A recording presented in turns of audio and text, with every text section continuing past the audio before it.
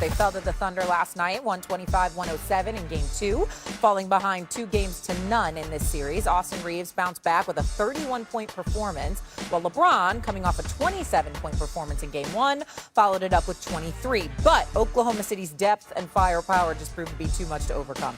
The Thunder got 48 points from their bench alone and had 6 players score in double figures in a dominant all-around performance. After the game, Skip Bayless, who is sitting to my left, went on Twitter, X, whatever it is, and he posted this tweet. And Skip, I can't even read it. It's so ridiculous. Go ahead. So ridiculous. Ridiculous. So right. It's so truthful. LeBron played exceptionally well tonight. Longevity GOAT, hanging on to 9th on my all-time ranking. Barely hanging on to 9th. Okay. We say top 2. We say top 5. 9. 9. Go ahead. 9. 9th best player all time. I mean, you want me to explain? You need to, for the audience to have to be subjected to this drivel that is about to come out of your mouth. LeBron James, you got me defending LeBron James. 9th, 9. Mm-hmm. 8 players in NBA history that you'd pick Absolutely. ahead of LeBron James. Yes. Go ahead, Skip.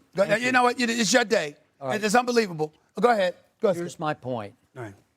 Obviously, we agree that Michael Jeffrey Jordan from Chicago, Illinois, That's played right. in Chicago, Very Illinois, good. is by far and away the GOAT. Do we agree on that? Thank you very much. Nothing to discuss there. Okay. The 8 players above LeBron James on my list are all, what's that? I'm sorry. Yeah, I said Okay. Go ahead. The 8 above, starting with Jordan, are all cold-blooded basketball killers that I would trust with games for my life. And LeBron James, to me, has proven over many, many years to be the most mentally fragile superstar I have ever closely observed. I mean, the poor man, as gifted as he is, he was born without a clutch gene. So he's lucky to be in the top 10 because he's a liability and always has been at the late game free throw line. You can just look it up.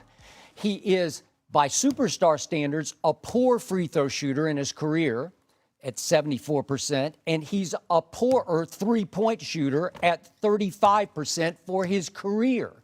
And you want to talk about launching LeBricks? He's launched a lot of LeBricks in his day. And the point is, Stephen A., he's had so many epic fails. And I'm going to go through them for you in just a minute and let you try to tell me I'm wrong about them. But these are monumental collapses that his billions of blind witnesses out there scrub from his resume and sweep under their carpets, their magic carpets. I give you longevity king or longevity GOAT because he is the most durable player in the history of sports. And that's not even close. But he's 4-6 in the NBA Finals. Obviously, Jordan 6-0 with 6 MVPs. And let's start with my number 2, Magic Johnson. I mean, 5 rings and the greatest winner leader ever. And you've got him ranked below LeBron James. That's just wrong.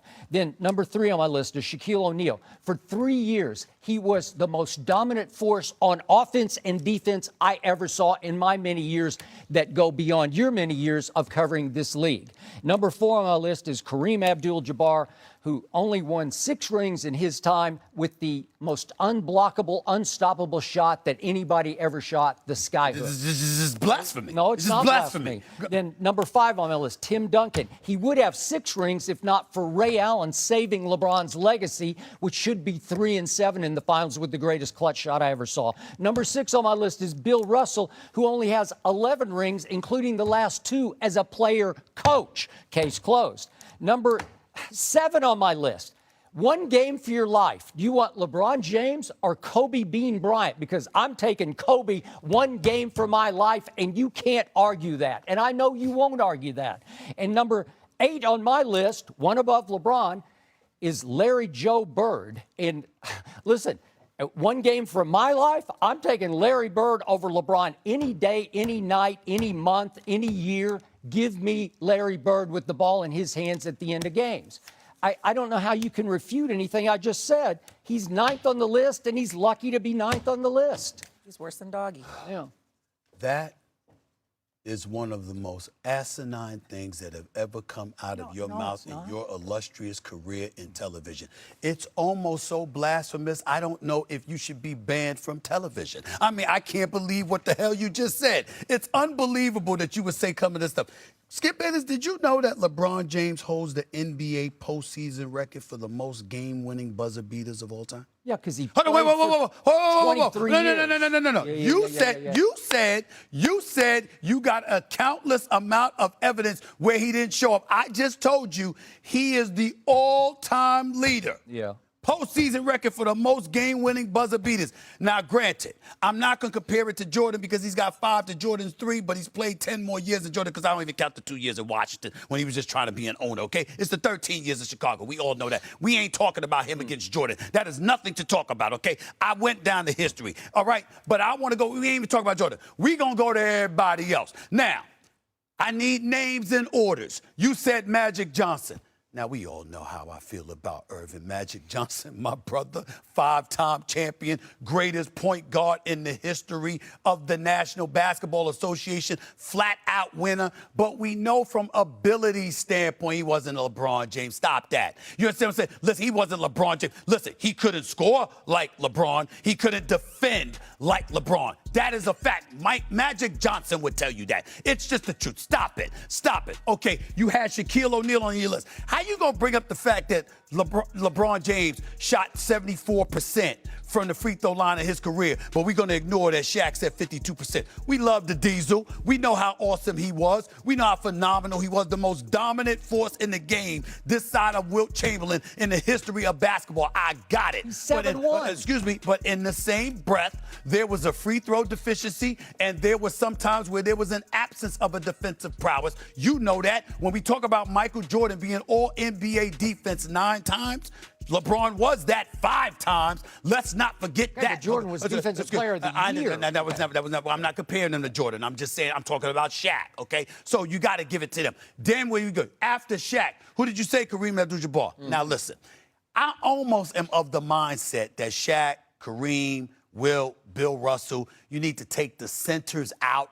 because obviously these were quintessential prototypicals. These were centers that played like centers. It wasn't centers like in today's game that are really power forwards. Right. Sometimes small forwards. By the way, Wilt is 10 on my list. I understand that. I understand. But what I'm saying to you is that when we look at them, you almost want to take them out because you need assistance from other players in order to be effective. People to give you the ball, feed you the ball in your right spots. We know that Kareem Abdul-Jabbar had the sky hook. It was the only unstoppable move in the history of basketball. We get that part. 6-time champion, 6-time league MVP. We under a resume, high school, college, pros, all-time resume, no doubt. But from an ability standpoint, because he was a 7-1 center, he couldn't do the multitude of things that LeBron is doing. But I understand the resume is better. I'm just saying as a complete player, I would say LeBron. Now, after that, you went Kareem. Who did you have at number 5? Who was number 5? Duncan. Tim Duncan. 5-time champion. Greatest power forward to have ever played the game. I understand that. We know what he did on both ends of the floor. Great leader of that franchise. Well, you could call great leader, and I'm not knocking that because, but you had Popovich, you had Parker, you had Manu Ginobili. You started with David Robinson, and David Robinson didn't win a title until Tim Duncan arrived. So I get your part about that. That's an argument. But in the same breath, considering what LeBron James at 6'9", 260 as a point forward and the versatility that he brings to the table, I'm still going to go with LeBron. Who was at number 6? Give it to me. Bill Russell. Bill Russell, stop it. I'm taking the center out. And by the way, he was dominant, but we all know Havlicek, Cousy, and the whole crew. All right. No. I'm not disqualifying them. I'm saying 11-time champion in 13 seasons. I get it. Resume, I got it. But I'm talking about ability, you're versatility. About to hit the wall. Okay, now, seven. Yes. Who you got? Kobe. Now let's get to Kobe. Because this is a conversation I had with my brother Kobe, God rest his soul. You know what I'm saying? Now, Kobe and Bird, I want you to stay with me. I got no problems when you want a cat. You say you want, in the case of Larry Bird, last 2 minutes, I'm picking Larry Bird over practically everybody but Jordan. Last 2 minutes, because Bird closes. But there's 46 minutes, too, that go with that. And when you think about the impact that LeBron has on a basketball game, you can't ignore that. Kobe is lethal as Kobe was and the mentality that he brought to the table, the greatness that came along with him. There were also, Kobe didn't perform great in that Game 7. You talk about LeBron and got saved by Ray Allen. That was Game 6. You're going to ignore the 37 and 15 he gave you in the Game 7. You're going to ignore the 45 and 15 he gave you in that Game 6 in Boston. Were shot in the heart. They couldn't get back up excuse me, I don't want to hear that. Well, you should. Why aren't you playing Greg Popovich? Ain't nobody tell Greg Popovich to take Tim Duncan out of the damn game, and Chris Bosh is able to get the offensive rebound, feed Ray Allen in the right corner, and he drills the three. There ain't nobody tell Greg Popovich to do that. That ain't LeBron's fault. LeBron still showed up in the Game 7. Let's not ignore that. So all I'm saying to you is this: I can't believe you got me defending LeBron James, but it's necessary because this is the kind of stuff, the blasphemous stuff that comes out of your mouth. It has to be addressed. In the end, time by time again, we look at Kobe. Kobe wasn't as efficient as LeBron. Kobe wasn't as complete and versatile as LeBron. He had that killer instinct. He rivaled Jordan in that regard. Kobe is all-time great. 5 championships. Shaq didn't win a chip until he had Kobe because he didn't win it with Penny Hardaway. Okay, we understand all of that. But in the end, there is absolute justification for LeBron to be number 2 all time. And if you're going to refute it, you damn sure can't refute it where you're dropping him all the way to number 9. That's just you being you. You understand? So I'll give it to you. I'll give it to you because as the years have changed, as age has kicked in, clearly it hasn't affected you one bit. You're the same old damn Skip Bayless with that blasphemous stuff coming out of your mouth. I mean, you should be ashamed of yourself for saying that. 9? LeBron James, 9? There are not 9 players in NBA history that are better than LeBron James. That is ridiculous. You know what your argument needs? It needs Car Shield because it just broke down. That's what happened. And I love your commercials for Car Shield, but your argument needs Car Shield. It just broke down somewhere out there on the highway. Well, you know what? Car Shield will fix it for you, just in case y'all need to know. Car Shield will fix it for you. I'm going to quickly walk you through all these epic fails that you will not be able to defend because the first one you were right in the middle of. 2010, the last go-round for him, his first time in Cleveland. Do you remember this against the Celtics? They're up 2-1, right on schedule. He disappears in 4, 5, and 6. And you reported, because I was there at ESPN, you reported from someone inside his inner circle that LeBron had to be sedated before 4, 5, and 6 because he would have an issue with a teammate in the locker room. Do you remember this? Yep. And do you remember what Dan Gilbert did after that collapse? He accused LeBron James of quitting. No, that was after LeBron James took his talents to South Beach. No, it wasn't. It wasn't after the loss. No, it wasn't. Was after. It was. He was so ticked off. He didn't tell us that until LeBron James decided to take his talent to South Beach when he told Jim Gray that. Come on. 2011 Finals, his first time with the Heatles. Remember this? What happened? You reported he wrote a list out after they're up 2-1 in his hotel room in Dallas. Who was number 1 on the I told you so list? I was. He's going to come tell me so.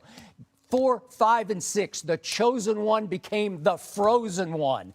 I've never seen a collapse like that for a superstar, and you know I'm right about that. You're disqualified from number 2 on your list just off that finals. Was it not an all-time epic disaster? You know what? Listen, we got to go to commercial break. No, we don't have to go. No, we do. No, I want to come back to this. I don't give a damn what was in the rundown. I'm making an executive decision. I'm not finished with you. I'm not finished with you. This is about, I want you to finish what you're saying. I know we got to go to commercial break, Kwaku, to do what you got to do because I want to come back. I can't believe the stuff coming out of your mouth. Now. I'm not running. Oh, I'm not running. I want to come back to it. I want more time. I want more time to come back to it. You need to catch your breath, go get something to drink. All right, we are going to come back. It's not born at the clutch gene, though. I can't believe no one brought that up beyond. Okay, you're not going to believe, but Skip still has strong feelings about Tim Tebow.